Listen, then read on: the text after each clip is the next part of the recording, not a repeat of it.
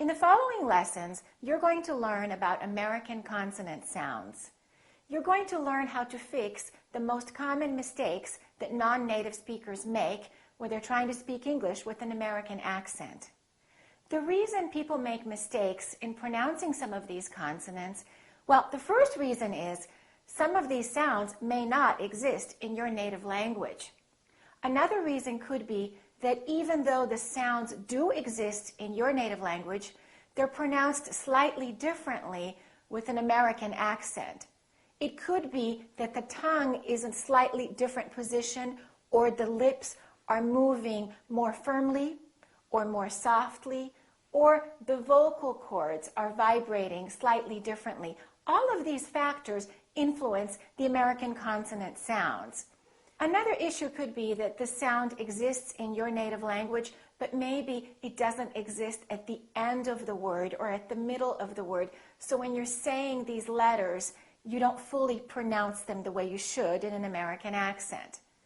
So in these videos, first you will see a demonstration on how to create the sound, and then you will hear individual words, and finally you will hear the words in sentences, and you'll have a chance to listen and to repeat. Okay, let's get started.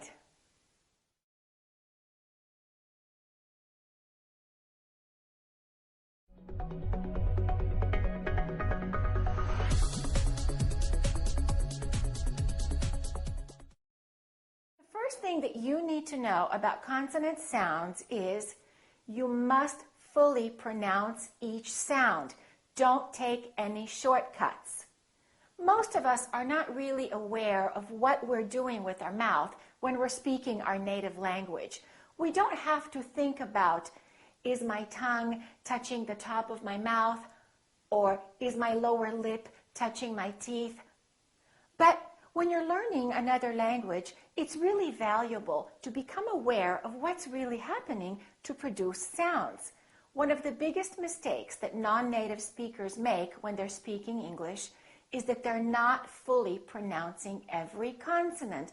Let me give you an example. Instead of saying, I need $5, people might say, I need $5. That V in the word five just kind of disappears. So the first question I want you to ask yourself is, am I pronouncing every consonant? Am I moving my mouth? If you tend to speak quickly in your native language, be especially careful when you're speaking English. If you're used to moving your mouth really quickly, or maybe even mumbling and talking like this can be really dangerous. So let's develop an awareness of what really happens in the mouth when we're speaking. Well, sometimes we use our lips, right? So if I say b, b, b, or p, p, p, I'm putting my lips together. Both my upper lip and my lower lip are working. B. So when I say probably, we have a p, b, b. Probably. My lips have to open and close 3 times. So don't take any shortcuts. Don't say probably, probably. Say probably. Fully move your lips and fully pronounce each sound. And I don't expect you to sound exaggerated and to speak like this. No, that's not what I'm talking about. What I mean is just take your time and move your mouth well. And sometimes we move our tongue. L, l, l, n, n, n. So when I say the word general, general, my tongue is moving for the N and it's moving for the L. So when I say in general, my tongue moved 3 times. In general. 3 times touching the top of my mouth. And sometimes people get lazy and they say, in general, in general. In general, I go to the library. Pronounce every sound. In general, I go to the library. Okay, let's just practice pronouncing some consonant sounds by saying some numbers. For example, if I say the number 7, look what's happening in my mouth. 7. Let's write it down. We have a V and we have a N. V, v, So first, my lower lip is touching my upper teeth. V, And then my tongue is touching right behind my upper teeth. 7, 7. So don't get lazy and say 7, 7, but move your lips fully and pronounce every consonant. Let's try one more number. This is a difficult one for people who tend to speak quickly.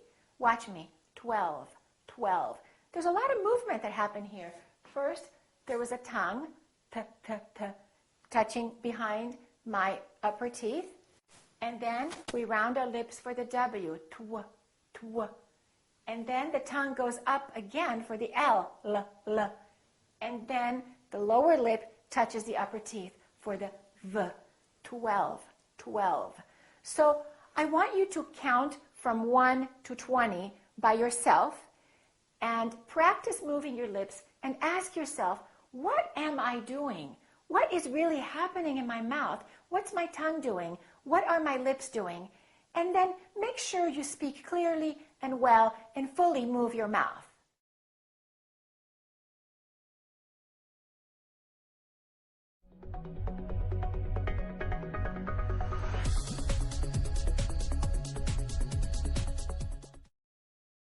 One important way that we categorize consonants is whether they are voiced or voiceless.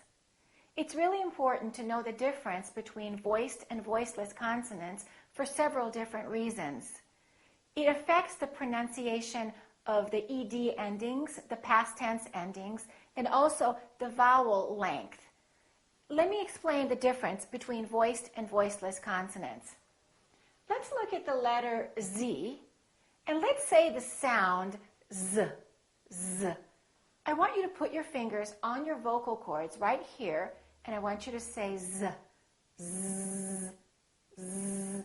Do you feel a vibration on your vocal cords? You do. That's because Z is a voiced sound. We're using our vocal cords. Let's try another one. Let's try S. Let's try S. Put your fingers on your vocal cords again, and let's say S. Do you feel a vibration this time? No. Therefore, S is a voiceless consonant. So Z is voiced, S is voiceless. Here we have a vibration, here we don't have a vibration. Let's try that again. Z, S, Z, S, Z, S. Vibration, no vibration. Let's try another one. Let's compare V and F. Put your fingers on your vocal cords again, and let's say V. V, V, V. Now let's try F. Which one of these sounds has the vibration in the vocal cords, V or F? V, of course. Therefore, V is a voiced sound, and F is voiceless. Other than that, the V and the F are exactly the same. Look at my lips. V, F, V, F. The position of the lips is the same, except one is voiced and one is voiceless. One uses the vocal cords and one doesn't. So why is it so important to know whether a sound is voiced or voiceless? Well, one reason is because in some languages, the voiced sounds don't exist at the end of the word. They only exist in the beginning of the word or in the middle of the word. Let me show you.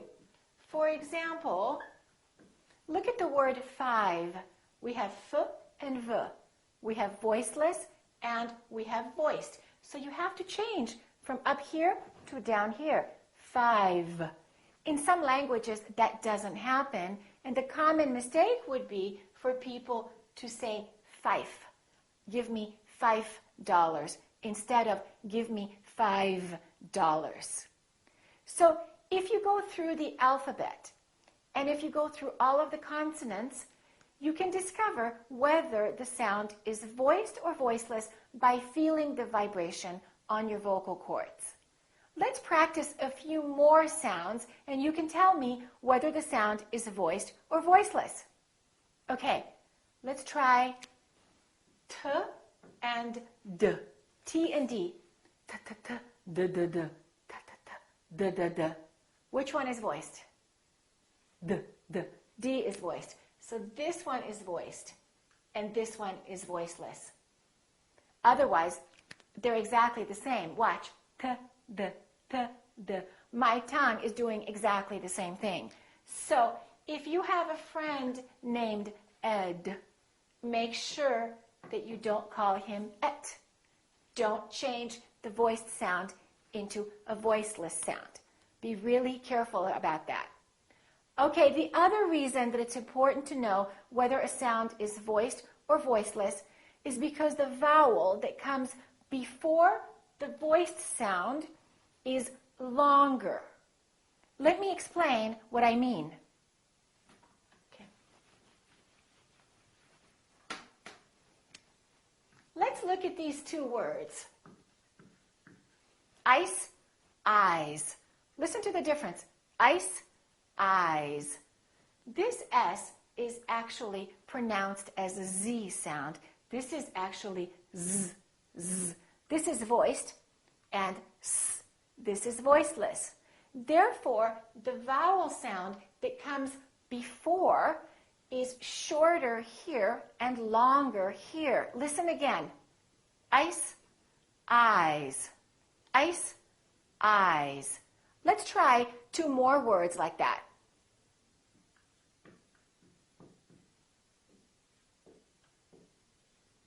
We have k and we have g. K is voiceless, g is voiced. Which vowel is going to be longer, the first one or the second one? The second one. Listen, back, bag. Back, bag. Let's practice some more words now. Safe, save. Notice how A was longer with the V than with the F. Let's repeat again. Safe, save. Pick, pig. Lock, log. Light, lied. Leaf, leave. Cup, cub. So remember, no vibration with voiceless sounds and vibration with voiced. S, z. Feel the vibration.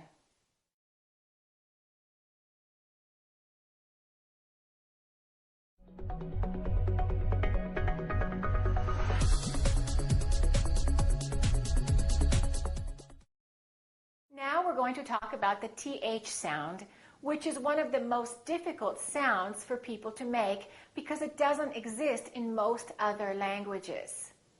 When we produce the TH, the tongue position is the most important thing you need to know. What is the tongue doing exactly? Well, the tip of the tongue is touching your upper teeth. And there's an airflow coming out while the tongue is touching the upper teeth. We have two THs. We have a voiceless TH and a voiced TH. And this is what they look like in the dictionary. These are the phonetic symbols.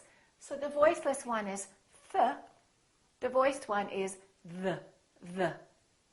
Let me teach you some really important things about what your tongue should be doing exactly. Be careful that your tongue doesn't touch too hard on your upper teeth, because if it does, then you're not going to have any air coming through. You're going to be blocking the airflow. So don't say the. Don't say bat. Say bath, bath. Make sure that the tongue lightly touch it, and make sure that there's a light vibration. Okay, let's try this. Let's try or F. You notice how you're not firmly biting down on your lip? You're not saying f, you're saying f. Do the same thing with your tongue touching your upper teeth. Now the position of the tongue is really important as well. If your tongue is too far inside and if it's not touching the teeth, the sound is going to be s instead of th. So the common mistake is when the TH sounds like S or Z. The voiceless TH, if it's not done correctly, might sound like an S. And the voiced TH, if it's not done correctly, might sound like a Z or the letter Z. Let me give you an example. Some people, instead of saying south, they say souse, souse, because they're pulling in their tongue too much. So make sure that your tongue touches the teeth. It doesn't have to be very visible. You don't have to say south. If you speak like that, it could really slow down your speech. If you say, thank you for that birthday present, that's just not realistic. So if you notice, American people don't really stick out their tongue very much when they're producing the TH, but they do touch the teeth with the tongue. Now, another warning, don't touch the teeth too hard. If you do that, it's going to sound like T. So it's not T, it's F. It's not D, it's V. Don't block the airflow with your tongue. Okay, let's practice some words now. Let's pronounce the TH when it's at the end of the word, because that's the easiest location for the TH. Bath. Keep your tongue out. Don't rush. Don't bring it back in. Don't say bath, bath. Keep it out. Bath. Let's try some more. Both. Both. One more. Math. Math. Keep the tongue out. Let it vibrate. Let's try the TH in the beginning of the word. Thank you. Thank you. Thursday. Thursday. Let's try it in the middle of the word. Father.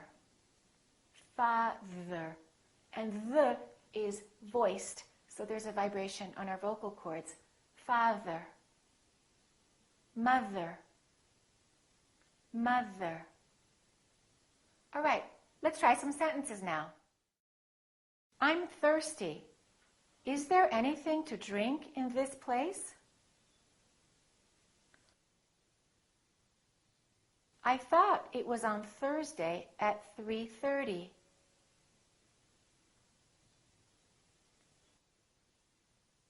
This is my 4th month studying math.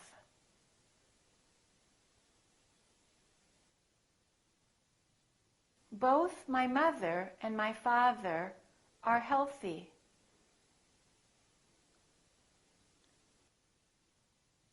I think Matthew lives in the north.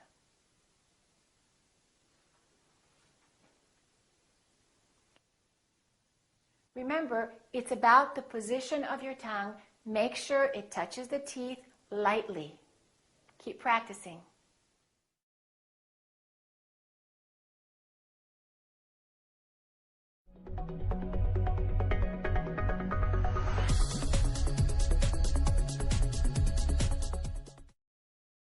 Let's talk about the American L sound now.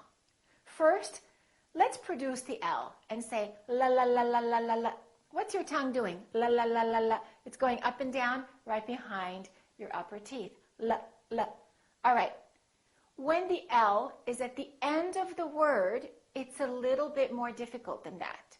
So the American L isn't released. So we don't say la. We don't say call me, call Bill. We say call Bill.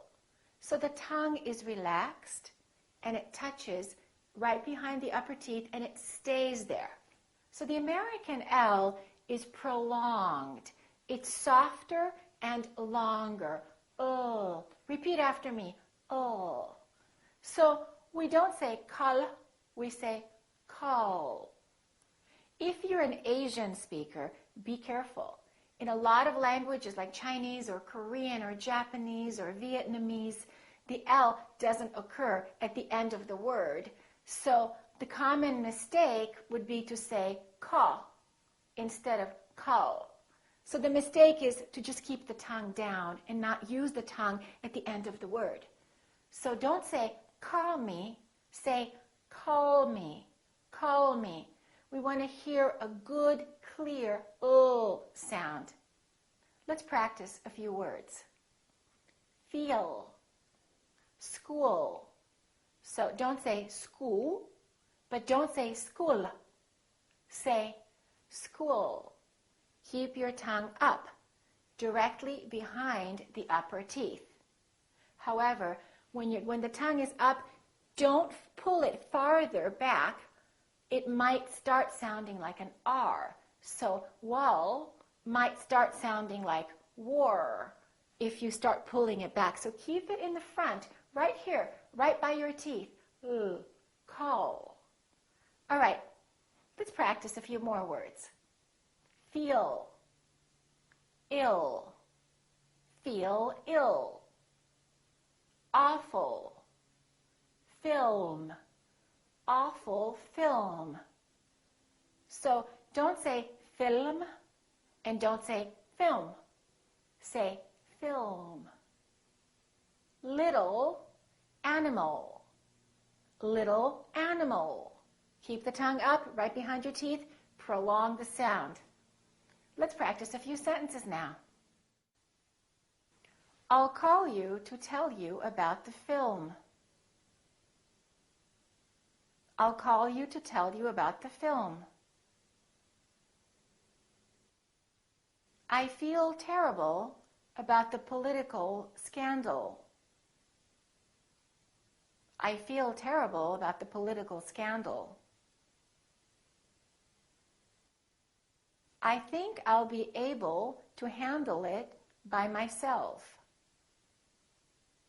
I think I'll be able to handle it by myself. You'll do well at school. You'll do well at school.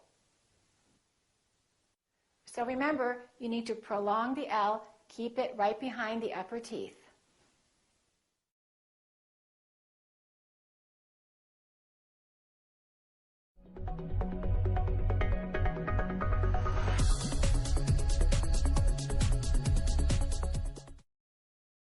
Let's talk about the American R sound.